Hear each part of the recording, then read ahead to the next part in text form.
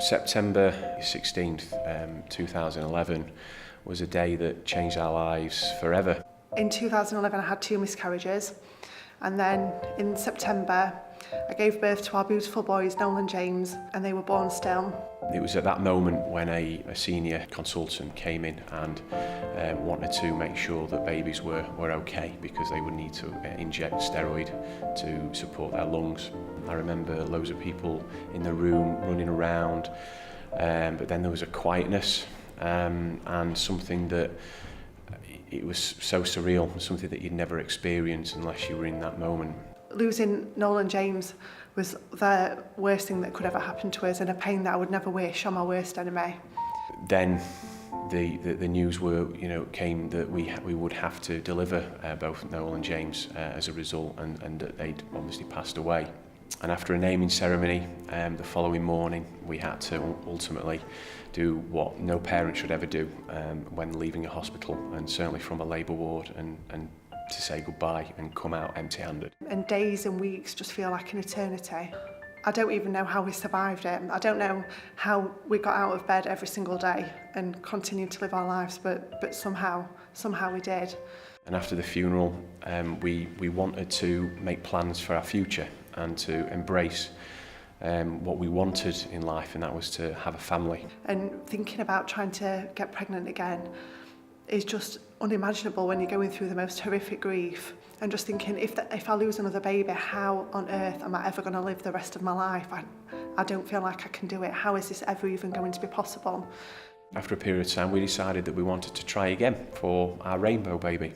Because we were dreading Christmas, I thought, I'm just going to have a drink and enjoy myself, and just in case, I'll take a pregnancy test just to see if I'm pregnant, and discovered that I was pregnant, and had a second of the most elation I've ever felt, which was soon followed by absolute dread and fear and anxiety and stress. 11 months after Noel and James were born, Sebastian, was our beautiful rainbow, was placed onto my chest screaming, and I think I sat there for 10 minutes with absolute no emotion because I was in shock that he was actually born alive.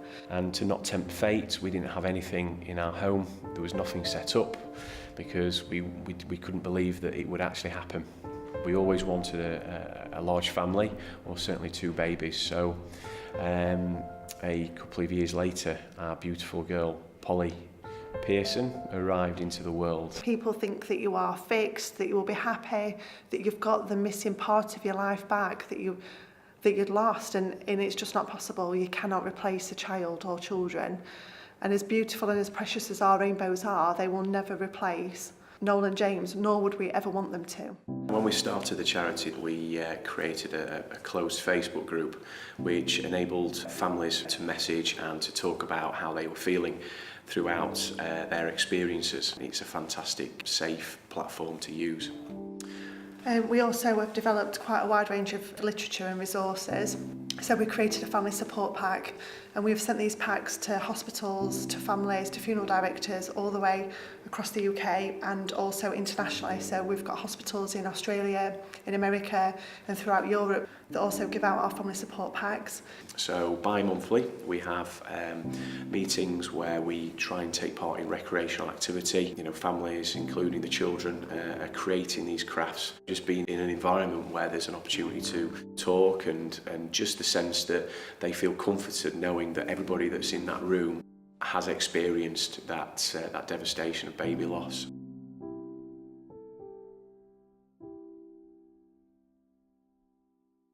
A different child. A different child.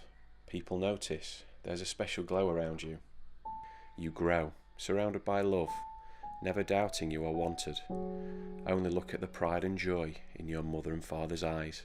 And if sometimes, between the smiles, there's a trace of tears, one day you'll understand. You'll understand there was once another child, a different child, who was in their hopes and dreams. That child will never outgrow the baby clothes. That child will never keep them up at night. In fact, that child will never be any trouble at all, except sometimes, in a silent moment, when mother and father miss so much that different child. May hope and love wrap you warmly and may you learn the lesson forever.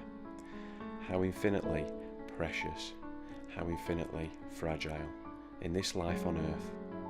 One day, as a young man or woman, you may see another mother's tears, another father's silent grief. Then you, and you alone, will understand, and offer the greatest comfort. When all hope seems lost, you will tell them, with great compassion, I know how you feel.